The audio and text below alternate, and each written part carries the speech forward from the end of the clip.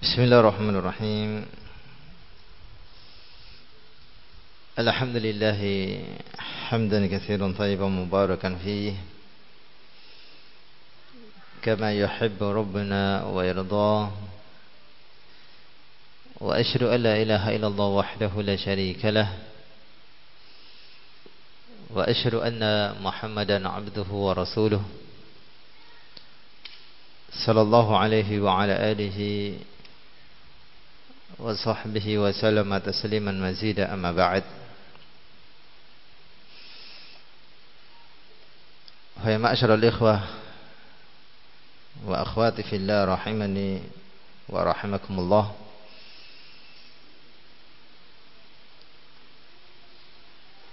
Pada pembahasan pagi hari ini kita akan kembali melanjutkan kajian rutin kita dari waktu-waktu yang sebelumnya, yaitu membacakan kitab As-Sawarif 'Anil Haq, karya dari Fadilati Syekh Hamad bin Ibrahim Al-Utsman hafizahullahu taala. Namun sebelum kita menyebutkan kelanjutan dari materi yang telah kita sampaikan pada pembahasan yang sebelumnya, di sini ana akan mengingatkan hadis yang diriwayatkan dari Aisyah radhiyallahu taala anha, menceritakan tentang keadaan suaminya, yaitu Nabi kita Muhammad sallallahu alaihi wa ala alihi wasallam, terkhusus tatkala beliau telah memasuki 10 hari terakhir pada bulan Ramadan.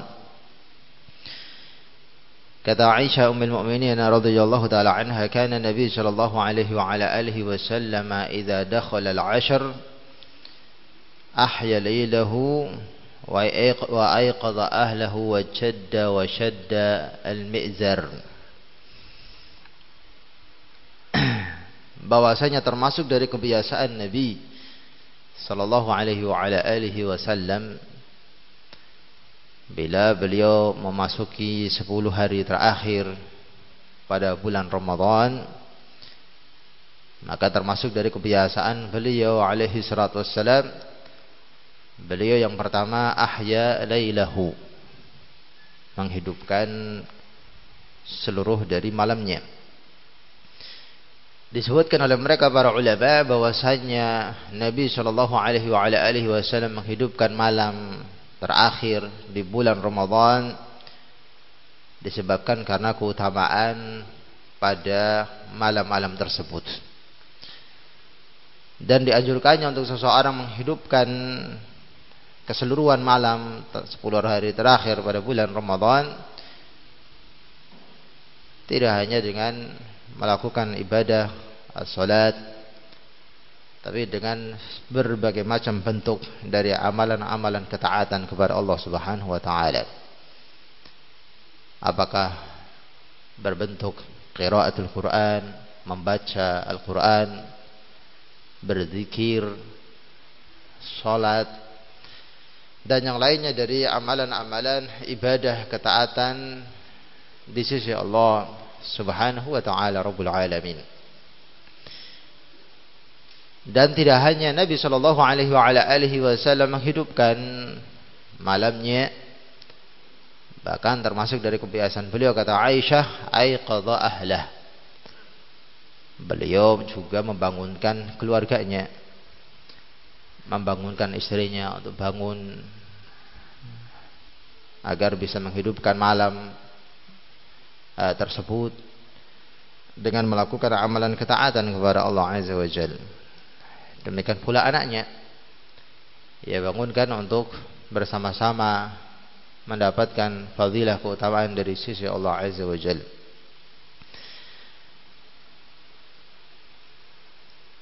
Dan beliau bersungguh-sungguh, bahkan diriwayatkan oleh Aisyah dalam riwayat yang lain, karena Nabi sallallahu alaihi wasallam yajtahidu fil 'ashr ma la yastahidu fi ghairihi. Atau kama qala radhiyallahu taala anha.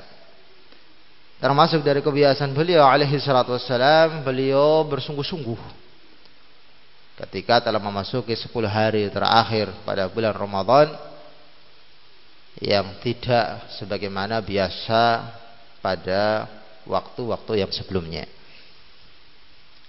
Yang biasa pada hari-hari pertama pada bulan Ramadan terkadang tidak sering melakukan rutinitas amalan ketaatan kepada Allah Azza wa Jalla, maka terkhusus ketika memasuki 10 hari terakhir pada bulan Ramadan, maka Nabi sallallahu alaihi wasallam menyungguh-nyungguhkan untuk benar-benar mengisi waktunya dalam rangka melakukan amalan ketaatan kepada Allah Azza wa Jalla, hingga beliau hidupkan malam tersebut dengan berbagai macam bentuk dari amalan ketaatan kepada Allah Subhanahu wa taala. Dan beliau pun mengencangkan sarungnya sebagai kinayah kesungguh-sungguhan beliau sallallahu alaihi wasallam untuk memanfaatkan waktu tersebut. Dalam kedua hadis ini, ma'asyiral ikhwah wal akhwat rahimani wa rahimakumullah, di dalamnya berisikan motivasi agar seorang muslim, demikian pula muslimah, bersungguh-sungguh di dalam menghidupkan malam terakhir pada bulan Ramadan tersebut.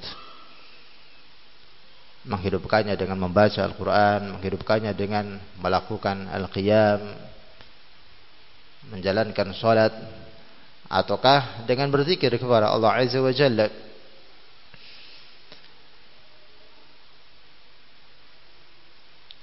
Bahkan Nabi sallallahu alaihi wasallam secara khusus menyebutkan di dalam hadisnya yang sahih, man qama lailatul qadri imanan wa ihtisaban ghufira lahu ma taqaddama min dhanbihi.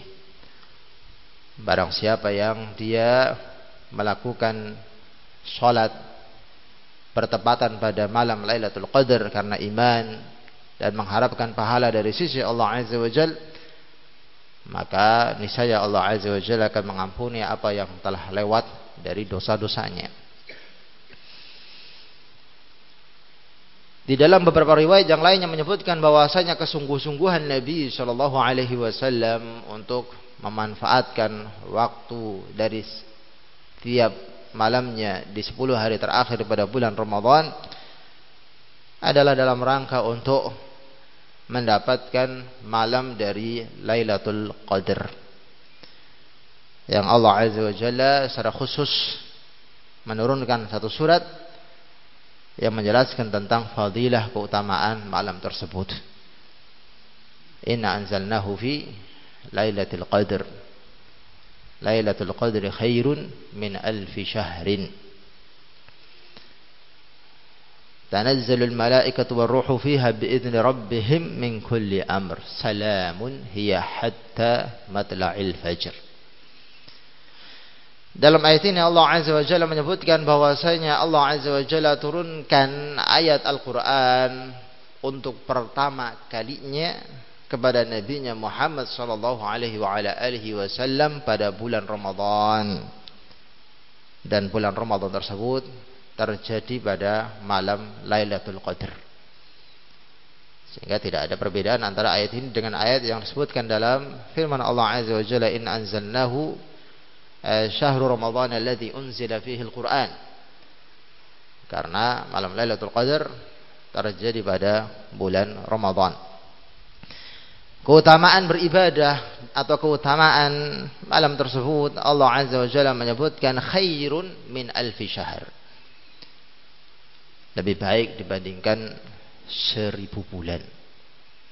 Dibandingkan 1000 bulan.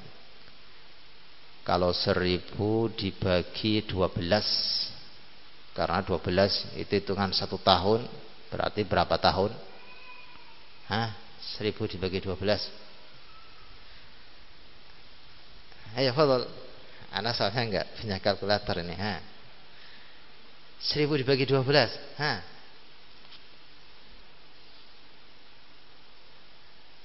Ya buat Taslim, 1000 bagi 12 Nah,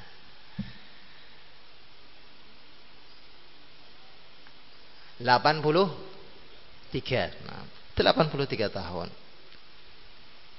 Berarti kalau misal seorang beribadah kepada Allah Azza wa Jalla di satu malam, pada malam Lailatul Qadar, ternyata khairun min alfi syahr. Lebih baik dibandingkan dia beribadah selama 83 tahun. Kalau umur manusia sangat sedikit, mencapai pada nominal 83 tahun. Nabi sallallahu alaihi wasallam menyebutkan a'marum ummati min baini 60 ila 70 wa aqalluhum man yujawizu dzalik. Umur umatku ini yang ditetapkan oleh Allah Azza wa Jalla antara 60 hingga 70 tahun. Sangat sedikit di antara mereka yang bisa melampauinya. 71, 72, bahkan hingga 80-an, bahkan hingga 90-an. Artinya apa? Kebanyakan dari umat Nabi Shallallahu Alaihi Wasallam, kita sebagai umat Islam diberikan batas umuran oleh Allah Azza wa Jalla hingga 60 tahun sampai dengan 70 tahun. Namun subhanallah, dengan sedikitnya umur yang Allah Azza wa Jalla berikan kepada umat Islam, umatnya Nabi Shallallahu Alaihi Wasallam, Allah Azza wa Jalla memberikan sekian banyak keutamaan-keutamaan kepada mereka. Di antaranya Allah berikan malam Lailatul Qadar yang bila mana mereka bisa menghidupkannya dalam rangka melakukan amalan ketaatan kepada Allah Azza wa Jalla, dari sisi pahalanya ternyata lebih baik dibandingkan orang yang beribadah selama 83 tahun lamanya. Kita tahu pada zaman Bani Israel bermunculan para rahib, ya kan, para rahib-rahib yang mereka pada zaman tersebut memiliki satu tempat khusus yang mereka gunakan pada tempat tersebut untuk menghabiskan umurnya dalam rangka melakukan amalan ketaatan kepada Allah Subhanahu wa taala. Seperti kisahnya Jurej, ya kan, seperti kisahnya Jurej, seorang rahib yang memiliki satu tempat dan dia gunakan tempat tersebut untuk beribadah kepada Allah Azza wa Jalla. Tidak pernah keluar dari tempatnya kecuali dalam keperluan-keperluan yang sifatnya daruri. Kebanyakannya berada di tempat tersebut, bermunajat, beribadah, melakukan amalan ketaatan kepada Allah Subhanahu wa taala. Ini keadaan umat-umat sebelum Islam.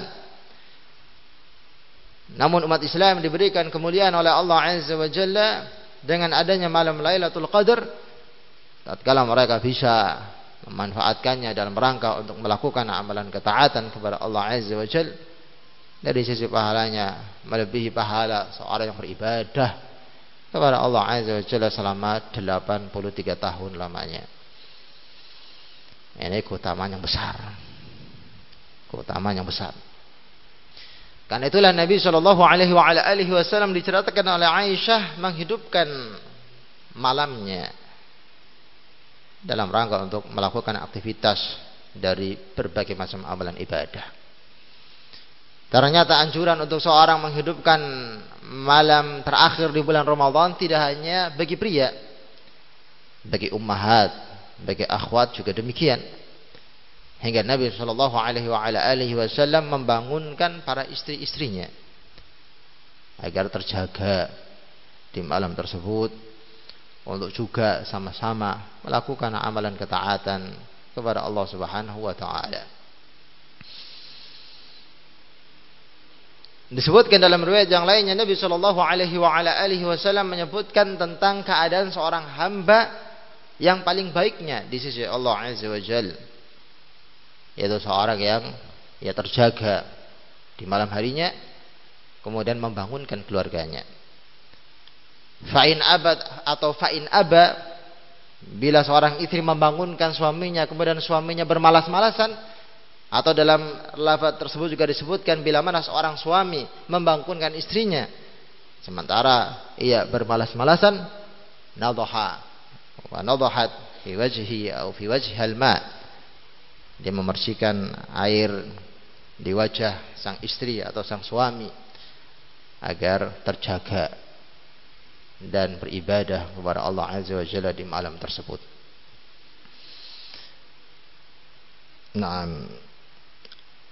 walaupun memang secara khusus dalam bab amalan salatul tarawih di bulan Ramadan ini memang tak dibungkiri terjadi banyak khilaf, perselisihan di antara mereka para ulama.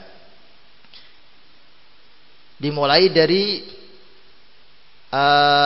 mana yang afdal, apakah di masjid atau di rumah, khilaf. Dari sisi jumlah rakaatnya juga demikian, khilaf. Dari sisi bila mana dilakukan secara berjamaah, mana yang afdal, apakah ba'da isya, ba'da salat rawatib al-isya secara langsung ataukah di pertengahan malamnya, khilaf di antara mereka para ulama. Namun mereka sepakat bahwasanya pada 10 hari terakhir di bulan Ramadan terdapat anjuran motivasi agar kiranya seorang muslim itu gemar melakukan amalan-amalan ketaatan, bahkan menghidupkan malam-malamnya dalam rangka melakukan amalan ketaatan kepada Allah Subhanahu wa taala. Sebagian pendapat di antara mereka para ulama merojihkan bahwasanya salatul tarawih yang afdal adalah di sepertiga malam terakhir, di tengah malamnya, pada waktu Allah Azza wa Jalla turun ke langit dunia dan mengatakan kepada para hamba-hambanya di waktu tersebut, man yad'uni fa astajib lah wa man yas'aluni fa u'tiyahu wa man yastaghfiruni fa aghfir lahu. Barang siapa yang berdoa kepada saya, maka saya akan mengabulkannya. Yang meminta sesuatu kepada saya, kata Allah Azza wa Jalla, saya akan memberikannya. Dan seorang yang beristighfar kepada saya, maka saya akan mengampuninya. Sehingga Allah Azza wa Jalla mensifati mereka para muttaqun di dalam surat Ali Imran, wal mustaghfirina bil ashar. Mereka adalah orang-orang yang beristighfar, melakukan muhasabah, introspeksi dari kesalahannya, kemudian beristighfar kepada Allah Azza wa Jalla di waktu-waktu ashar, di waktu-waktu sahur, sebelum masuk waktu fajar yang menandakan adanya sholat as-subuh. Sebagian pendapat di antara mereka para ulama berhujjah dengan perkataan Umar ibn al-Khattabi radhiyallahu taala anhu, karena kita tahu bahwasanya sunnah menghidupkan sholat at-tarawih memang ada anak asalnya dari hadis Nabi sallallahu alaihi wasallam. Beliau sempat sholat bersama dengan para sahabatnya, namun belum menghentikannya karena takut akan diwajibkan oleh Allah Azza wa Jalla. Kemudian selang berapa waktu lamanya hingga masa kekhilafahan Amirul Mukminin Umar ibn al-Khattabi radhiyallahu taala anhu, beliau pun mengumpulkan manusia, diimami salat-salat mereka oleh salah seorang sahabat Nabi sallallahu alaihi wasallam yang terkenal sebagai qari'ul Quran, ahli baca Al-Quran. Umar mengumpulkannya setelah sebelumnya belum melihat manusia berkelompok-kelompok melakukan sholat tersebut, tidak pada satu waktu, tidak pula pada satu tempat. Maka beliau pun mengumpulkannya. Tatkala melihat manusia berkumpul melakukan sholatul tarawih, maka Umar menyatakan, ni'matil bid'atu hadhihi, nikmat bid'ah adalah ini. Bid'ah dalam perkataan Umar ibn Khattab di sini ditafsirkan oleh mereka para ulama makna bid'ah secara lughawi, bukan secara istilah. Karena asal muasal sunnah salat at-tarawih yang dilakukan secara berjamaah terdapat asalnya dilakukan oleh Nabi sallallahu alaihi wasallam semasa hidupnya, walaupun hanya beberapa kali saja beliau melakukan bersama dengan para sahabatnya. Namun disebutkan dalam riwayat tersebut Umar ibn al-Khattab mengatakan perkataannya, walladzina yanamuna anha khairun lahum, dan orang-orang yang tidur tidak sholat bersama mereka, mereka artinya sholat nanti di tengah malam itu lebih baik dibandingkan orang-orang tersebut. Perkataan Umar ini disebutkan oleh Al-Hafidz Ibnu Hajar rahimahullah, demikian pula para ulama yang lainnya yang menjelaskan bahwasanya afdal salat at-tarawih adalah dilakukan di pertengahan malam, bukan di awal malam. Memang dalam hal ini terjadi khilaf di antara mereka para ulama. Namun dalam bab ini wasi', seorang mendapatkan keluasan seperti yang disebutkan oleh Syekh Ibn Baz rahimahullahu taala. Beliau menyebutkan bahwasanya asal muasal salat at-tarawih dilakukan di awal malam karena mereka kaum muslimin lebih ansyat, lebih bersemangat untuk bisa melakukannya, lebih memudahkan mereka untuk melakukannya. Kalau semisal di pertengahan malam akan menyulitkan mereka. Namun kalau semisal mereka bisa melakukannya di pertengahan malam, fahad afdal, ini lebih afdal. Ini lebih afdal berdasarkan riwayat hadis Nabi sallallahu alaihi wasallam yang menjelaskan tentang keutamaan salat al-lail yang dilakukan oleh seorang muslim di pertengahan malamnya. Namun berdasarkan apa yang tadi kita sebutkan, yang ingin kita sebutkan adalah sunnah. Dianjurkannya agar seorang muslim memanfaatkan waktu malamnya, terkhusus di 10 hari terakhir pada bulan Ramadan, dengan melakukan sekian dari amalan-amalan ketaatan kepada Allah Azza wa Jalla. Apakah sebagian mereka yang hanya bisa melakukannya di awal malam, maka di pertengahan malamnya dia hidupkan dengan membaca Al-Quran, dengan berjaga, dengan berzikir, dan melakukan perkara-perkara kebajikan yang lainnya. Nah, ini semuanya adalah termasuk dari perkara-perkara yang dianjurkan di dalam al-Islam. Sehingga ma'asyiral ikhwah rahimani wa rahmakumullah, manfaatkanlah sisa waktu yang tersisa saat ini. Pada malam hari nanti kita akan masuki malam yang ke-26, setelahnya 27, setelahnya 28, setelahnya 29. Kalau semisal Id jatuh pada tanggal yang ke-30-nya ataukah tanggal 1-nya, maka kita bisa menggunakan sisa waktu yang ada ini dalam rangka untuk benar-benar memanfaatkannya untuk beribadah kepada Allah Subhanahu wa taala Rabbul Alamin. Perbanyak zikir, perbanyak qiraatul Quran, perbanyak pula untuk kemudian seorang melakukan amalan-amalan kebajikan apapun bentuknya. Kepada para ummahat juga demikian. Gunakan sisa waktu malam yang ada ini dalam rangka untuk memperbanyak zikir, memperbanyak istighfar, taubah, dan melakukan amalan-amalan kebajikan, ketaatan kepada Allah Azza wa Jalla, apakah sifatnya salat dan yang semisalnya. Qiraatul Quran juga demikian.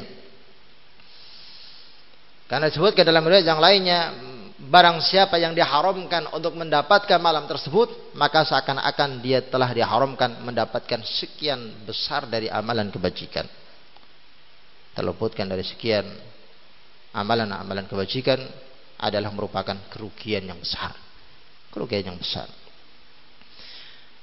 Terdapat satu riwayat tentang doa yang dianjurkan untuk seorang muslim memperbanyaknya ketika memasuki 10 hari terakhir di bulan Ramadan. Doa ini sehingga saya diajarkan oleh Nabi sallallahu alaihi wasallam kepada istrinya Aisyah ummul mukminin radhiyallahu taala anha. Dengan memperbanyak doa, Allahumma innaka afuwun tuhibbul afwa fa'fu anni. Meminta ampun, bertobat. Ini adalah sebagai satu doa yang sangat-sangat dianjurkan. Jangan sampai seorang ketika dirinya masuk ke bulan Ramadan, kemudian keluar dari bulan Ramadan termasuk dari orang yang merugi yang diaminkan oleh Jibril, demikian pula Nabi sallallahu alaihi wasallam. Jibril dalam riwayat mendatangi Nabi sallallahu alaihi wasallam, kemudian mengatakan kepada Rasul, ya Muhammad, raghima anfu mri'in, ya Muhammad, sungguh sangat merugi keadaan seorang. Dakhala alaihi syahrul Ramadan thumma kharaja falam yughfar lah.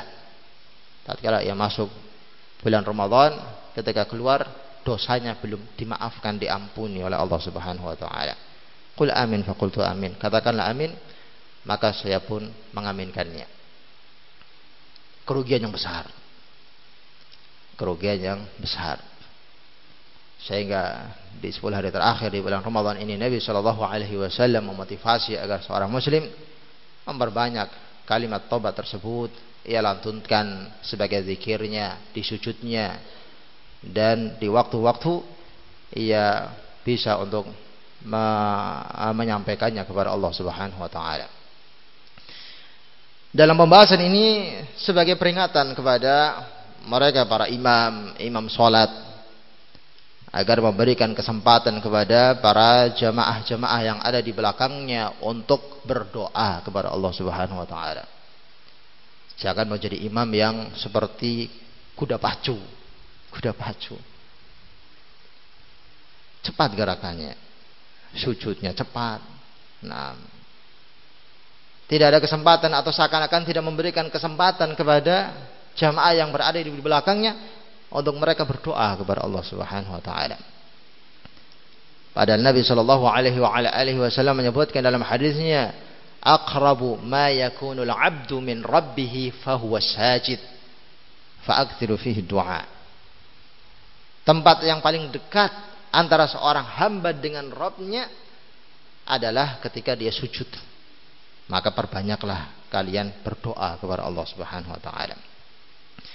Ketika ada salah seorang sahabat Nabi sallallahu alaihi wasallam mempersiapkan air wudu hingga menuangkannya kepada Nabi sallallahu alaihi wasallam, maka Nabi sallallahu alaihi wasallam melihat khidmatnya dan perhatiannya, demikian pula kebaikannya yang diberikan kepada Nabi sallallahu alaihi wasallam, maka Rasul mengatakan kepada sahabat tersebut, "Sal, mintalah." Pasti kalau semisal dia minta apa saja dikabulkan oleh Allah Azza wa Jalla Rabbul Alamin. Maka sahabat yang diminta tersebut mengungkapkan satu keinginannya yang demikian besar dan mulia. Ia mengatakan kepada Nabi sallallahu alaihi wasallam, "Inni as'aluka murafaqataka fil jannah." Aku meminta kepada engkau ya Rasul agar saya ini bisa menjadi temanmu di dalam al-jannah, di dalam surga. Artinya dia minta agar supaya ketika dimasukkan oleh Allah Azza wa Jalla ke dalam al-jannah bersama dengan Nabi sallallahu alaihi wasallam. Kita tahu bahwasanya tempat yang Allah Azza wa Jalla berikan kepada Nabi-Nya sallallahu alaihi wasallam di dalam al-jannah adalah tempat yang tertinggi, tempat yang termulia, yang dinamai dengan al-wasilah. Dengan al-wasilah.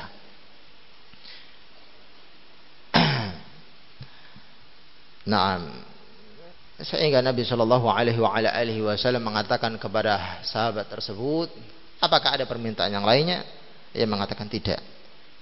Kemudian Rasulullah alaihi salatu wasallam mengatakan, karena permintaannya adalah permintaan yang besar, tidak bisa untuk dipasrahkan hanya semata-mata dengan berdoa, maka beliau mengatakan, fa'inni ala nafsika bikatsrati sujud. Bantu saya untuk kamu memperbanyak doa di waktu sujudmu dengan doa yang kamu sampaikan tersebut. Dalam kisah ini demikian pula hadis yang tadi kita bacakan, ma'asyiral ikhwah rahimani wa rahimakumullahu taala, di dalamnya membersihkan motivasi agar setiap muslim tatkala sujud memperbanyak doa kepada Allah Subhanahu wa taala. Dan sujud yang dilakukan oleh seorang pada salat semuanya berisikan keutamaan dan fadilah yang sama antara satu dengan yang lain. Sama sekali tidak ada riwayat yang menyebutkan bahwasanya sujud yang terakhir itu lebih afdal. Sujud yang terakhir dalam setiap salat itu lebih mustajab doanya.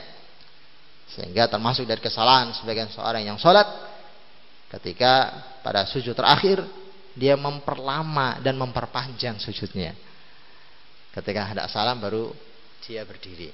Nah, ini termasuk kesalahan dari kesalahan seorang yang sholat yang tidak ada tuntunannya dari Nabi Shallallahu Alaihi Wasallam. Nah, sehingga manfaatkan waktu-waktu tersebut dengan berdoa. Allah Azza wa Jalla menyebutkan fiha yufraqu kullu amrin hakim. Di malam itu Allah Azza wa Jalla akan memilah-milah semua urusan-urusan. Bahkan disebutkan bahwasanya takdir-takdir yang Allah Azza wa Jalla tetapkan pada setiap manusia dalam setiap setahunnya dimulai penulisannya dan diperbaharui catatannya pada malam Lailatul Qadar. Pada malam Lailatul Qadar. Sehingga seorang sangat-sangat dianjurkan untuk ia memperbanyak doa kepada Allah Azza wa Jalla. Seorang muslim tidak tahu apa takdirnya yang Allah gariskan pada tahun yang setelahnya. Bisa jadi sekarang dia kaya, ternyata dia miskin nantinya. Bisa jadi sekarang dia sehat, ternyata setelahnya dia cacat. Bisa jadi sekarang dia berada di atas kebenaran, tahun yang setelahnya dia menyimpang, wal'iyadzubillah. Sehingga butuh dengan adanya doa. Minta kepada Allah Azza wa Jalla agar keadaan dirinya pada tahun yang setelahnya jauh lebih baik dibandingkan yang sekarang. Memperbanyak kalimat-kalimat doa pada Allah Azza wa Jalla Rabbul Alamin. Ud'uni astajib lakum. Innal ladzina yastakbiruna 'an ibadati sayadkhuluna jahannama dakhirin. Allah Azza wa Jalla memotivasi seorang hamba untuk berdoa secara langsung kepada Allah Azza wa Jalla, maka pastilah saya akan mengabulkannya. Bahkan Allah menamai seorang yang enggan berdoa sebagaimana seorang yang sombong untuk beribadah kepada Allah Azza wa Jalla, yang Allah Azza wa Jalla mengancam dirinya akan dimasukkan ke dalam neraka jahanam, wal'iyadzubillah. Kepada para ummahat juga demikian, manfaatkan waktu malam-malam tersebut untuk memperbanyak doa istighfar kepada Allah Azza wa Jalla. Kita melihat para wanita, terkhusus para ummahat yang disifati oleh Nabi sallallahu alaihi wasallam, innal mar'ata khuliqat min dila'. Sesungguhnya seorang wanita itu asal muasal penciptaannya adalah diciptakan dari tulang rusuk. Dari tulang rusuk laki-laki. Dari tulang rusuk Adam alaihi salatu wassalam, Allah ciptakan Hawa sebagai istrinya. Ini menunjukkan bahwasanya kecenderungan seorang wanita adalah kepada seorang pria.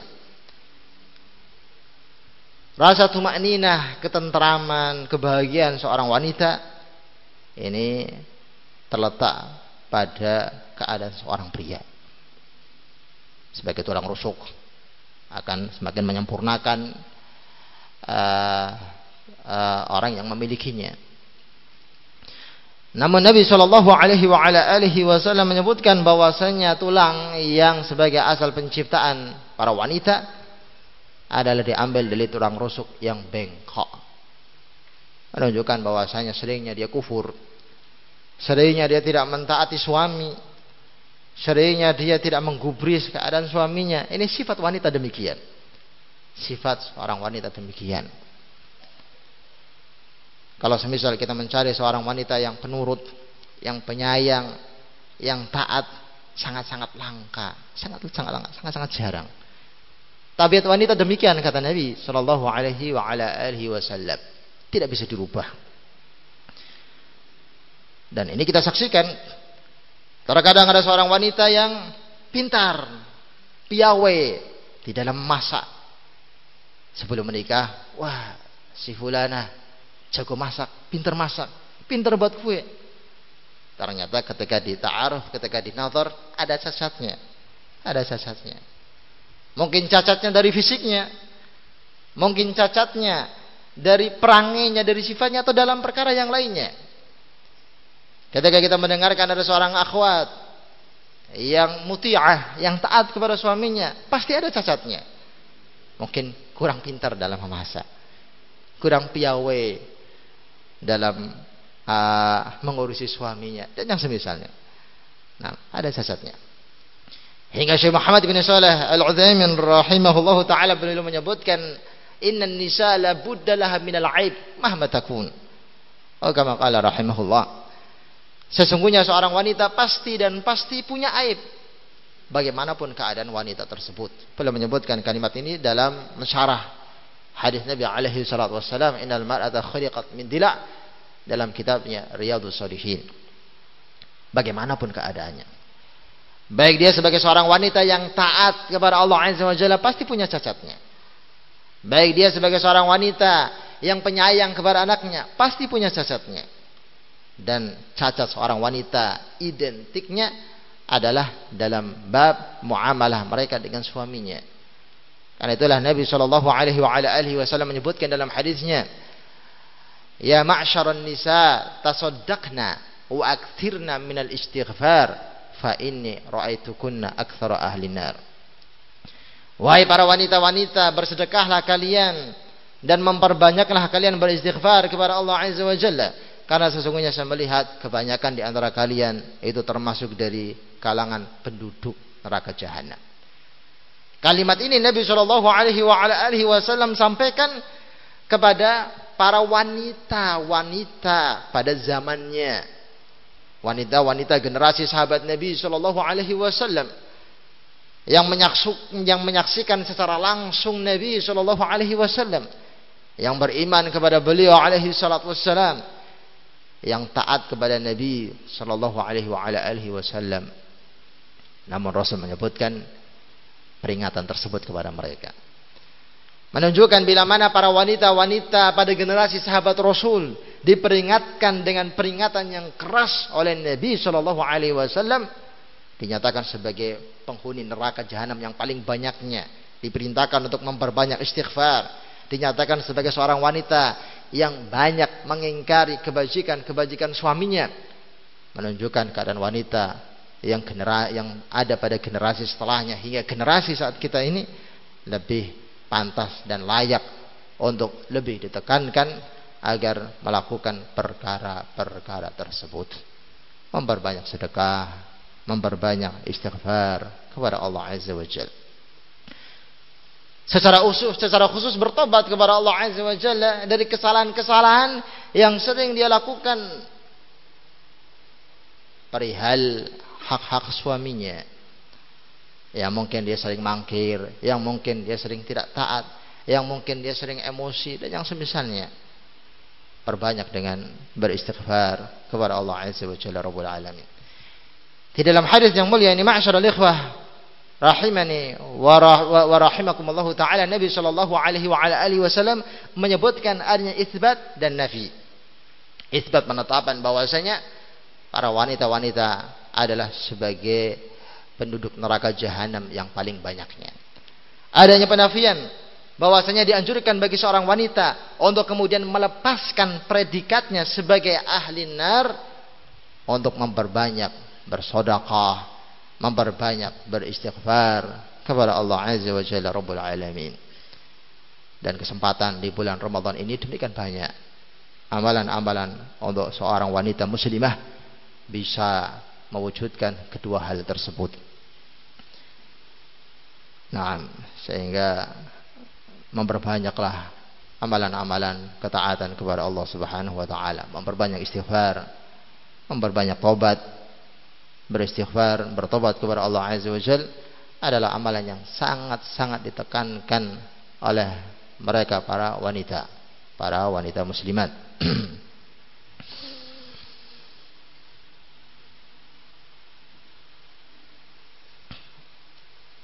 Sehingga diharapkan masing-masing kita bisa meraih sekian dari keutamaan fadilah yang dijanjikan oleh Allah Azza wa Jalla di malam 10 hari terakhir di bulan Ramadan. Dan terdapat keterangan dari mereka para ulama bahwasanya keutamaan yang ada pada malam 10 hari terakhir di bulan Ramadan itu terkena kepada semua malamnya, dalam semua malamnya, malam yang ke-21 hingga malam terakhir pada bulan Ramadan, keseluruhannya dianjurkan agar seorang memperbanyak ketaatan kepada Allah Azza wa Jalla. Dan bahkan sebagian dari mereka para ulama menyebutkan bahwasanya malam Lailatul Qadar itu berpindah-pindah. Terkadang pindahnya dari hitungan ganjil ke ganjil yang berikutnya, bahkan terkadang bisa berpindah dari ganjil ke genap. Sehingga tidak mengharuskan bahwasanya malam Lailatul Qadar itu terjadi pada hitungan ganjilnya. Genapnya juga memungkinkan. Sehingga Nabi Shallallahu Alaihi Wasallam menghidupkan keseluruhan malamnya, tidak melebihkan sebagiannya, tidak pula melebihkan sebagian yang lain. Karena itulah Nabi Shallallahu Alaihi Wasallam memotivasi seorang untuk beriktikaf di 10 hari terakhir pada bulan Ramadan tersebut. Iktikaf yang dimaksud sebagai sunnah Nabi Shallallahu Alaihi Wasallam sekali lagi bukan sebagai alternatif pelarian, Di rumah sering disuruh, di rumah pusing, dengerin istri ngomel, di rumah banyak problem, iktikaf aja lah biar bisa nyantai. Di rumah terkadang kerjaan kantor numpuk, saya mau istirahat lah. Dalam arti kata apa? Iktikaf tidak dijadikan sebagai ajang untuk dia memperbanyak qiraatul Quran, memperbanyak amalan ketaatan kepada Allah Azza wa Jalla, tapi memperbanyak amalan tidurnya dan istirahatnya. Bermalas-malasan ini bukan termasuk dari sunnahnya mereka para mu'takifin. Kita melihat di masjid kita ini yang rajin melakukan sholat di pertengahan malam ternyata dari ikhwan luarnya, yang iktikafnya asik di tempatnya masing-masing. Dulu pada zaman saya waktu masih iktikaf, ya subhanallah, saya melihat banyak kemah-kemah itu disemarakan dengan suara-suara Al-Quran. Tidak hanya di siangnya, di paginya, bahkan di malamnya juga demikian. Sehingga termotivasi untuk semisal dengan kawannya. Kalau di sebagian tempat kebalik, kawannya banyak tidurnya, dia iri, pengen juga banyak tidurnya. Kawannya banyak malasnya, dia iri, akhirnya ingin juga seperti dirinya. Tidak pula kemudian dijadikan sebagai sarana melihat enaknya. Wah, kalau itikaf makanya enak-enak, sahur itu dijamin lebih enak dari di rumah. Ini tidak demikian, ma'asyiral ikhwah rahimani wa rahimakumullah taala. Justru seorang yang beriktikaf memiliki kesempatan, kemampuan untuk dia memurojaah, untuk dia membaca Al-Quran lebih dibandingkan orang-orang yang tidak beriktikaf. Iya kan? Yang berkeluarga ketika beriktikaf, dia tidak tersibukkan dengan permasalahan keluarganya. Dia tidak tersibukkan dengan permasalahan anak-anaknya. Fokus beribadah kepada Allah Azza wa Jalla. Ingat, beribadah pakai tanda kutip kepada Allah Azza wa Jalla Rabbul Alamin. Ketika seorang masih muda, dia bisa melakukan apa saja yang ia mampu. Apakah membaca Al-Quran, apakah memurojaah Al-Quran, dan yang semisalnya. Dan tentulah kesempatan seorang santri, seorang talib ini sangat banyak ya bisa menggunakannya dalam rangka untuk memurojaah, menghafal Al-Quranul Karim. Sehingga sempat ditanyakan, seingat saya, kepada Syekh Ubaid Al-Jabiri hafizahullah tentang pertanyaan mana yang paling afdal. Seseorang ketika memasuki bulan Ramadan, apakah hanya sekedar membaca Al-Quran saja, ataukah terkadang membaca Al-Quran, terkadang dia murojaah, terkadang dia menghafal?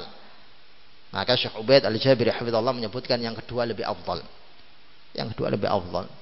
Sehingga digunakan waktunya sebagiannya untuk membaca Al-Quran, sebagiannya untuk memurojaah Al-Quran, sebagiannya untuk kemudian dia menghafal Al-Quran. Ini tentu jauh lebih afdal, lebih mulia. Dalam bab ini, ma'asyiral ikhwah rahimani wa rahimakumullah, dalamnya berisikan peringatan nasihat pula kepada para imam salat agar bisa memanfaatkan waktu ia memposisikan dirinya sebagai imam menjalankan salat at-tarawih untuk kemudian dijadikan sebagai ajang kesempatan dia bisa memurojaah Al-Quran. Jangan kemudian menghafal sekedar yang sekenanya saja, sekedar yang dia bisa saja. Al-Ikhlas sajalah, Al-Kafirun ajalah yang enak. Jangan demikian. Tapi gunakan kesempatan tersebut untuk dia memurojaah surat-surat yang sulit, memurojaah surat-surat yang dia tidak bisa, yang kurang mampu untuk membacanya, menghafalnya. Ini gunakan waktu-waktu tersebut untuk melakukan perkara-perkara yang demikian. Sehingga diharapkan ketika dia keluar dari bulan Ramadan, dia telah mendapatkan sekian dari keutamaan. Keutamaan sholatnya dia dapatkan, keutamaan dia membaca Al-Qur'annya dia dapatkan, keutamaan dia berzikirnya dia dapatkan, keutamaan dia melakukan amalan bersedekah dia dapatkan, keutamaan dia menghafal Al-Qur'an dia dapatkan. Sehingga ketika lewat bulan Ramadan, hafalannya lebih mutqin, hafalannya lebih kuat, hafalannya lebih banyak, ingatannya tentang Al-Qur'an lebih lebar, lebih luas dibandingkan waktu-waktu yang sebelumnya. Kita ingat Al-Quran, dikatakan oleh mereka para ulama adalah syahrul Quran, bulan Al-Quran. Dalam arti kata Al-Quran diturunkan oleh Allah Azza wa Jalla pada bulan Ramadan tersebut.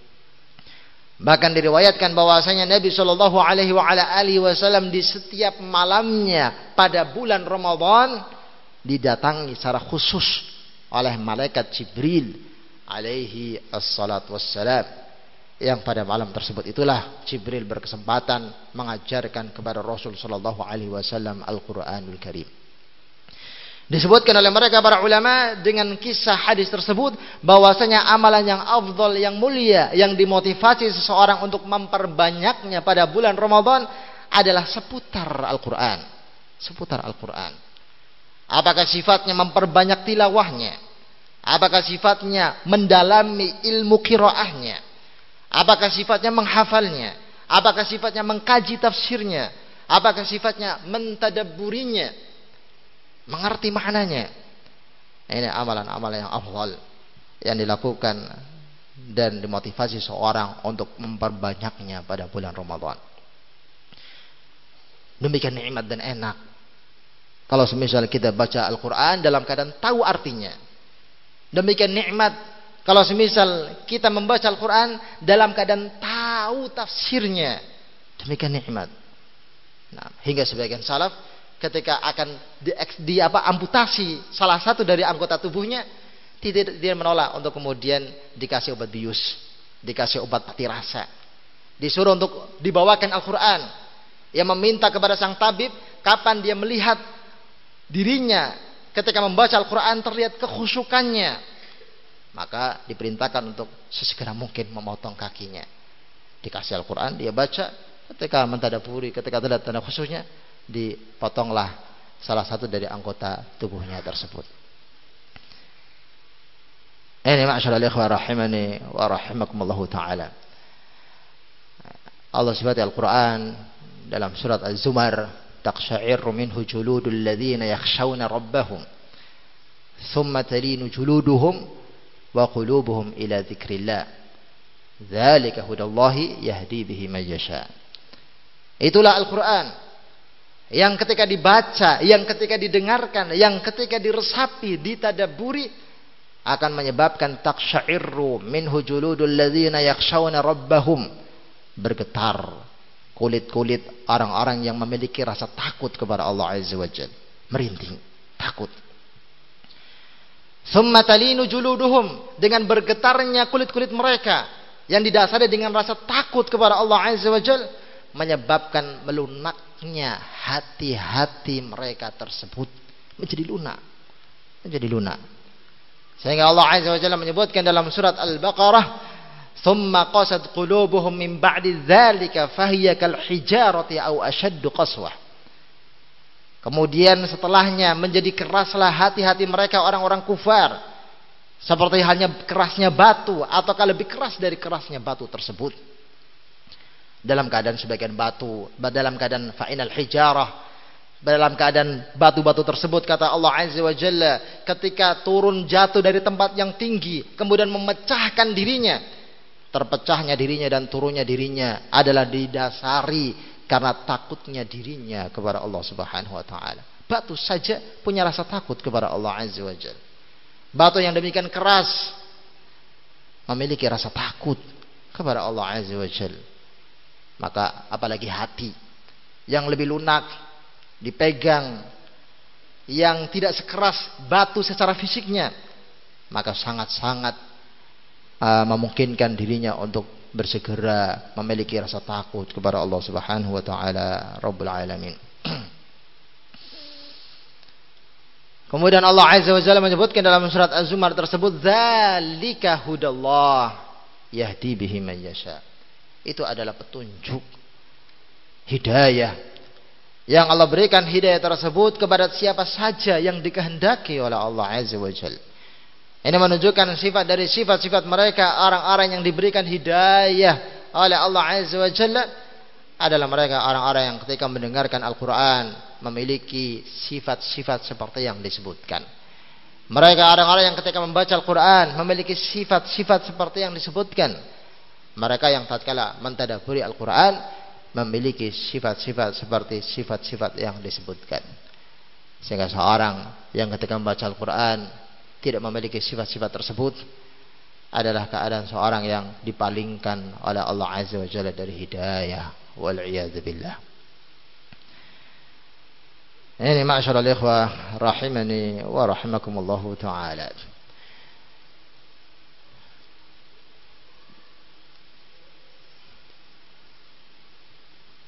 Wallahu a'lamu bishawab. Ini mungkin sedikit nasihat yang bisa saya sampaikan di pertemuan pagi hari ini sebagai pertemuan terakhir kita pada bulan Ramadan. Karena setelahnya insyaallah taala kita akan masuk ke liburan yang panjang. Sehingga mungkin kita bisa katakan ini adalah pertemuan yang terakhir. Sehingga untuk kajian yang setelahnya insyaallah kita akan bisa memulainya pada waktu yang nanti akan disebarkan pengumumannya. Subhanakallahumma bihamdik asyhadu an la ilaha illa anta astaghfiruka wa atubu ilaik.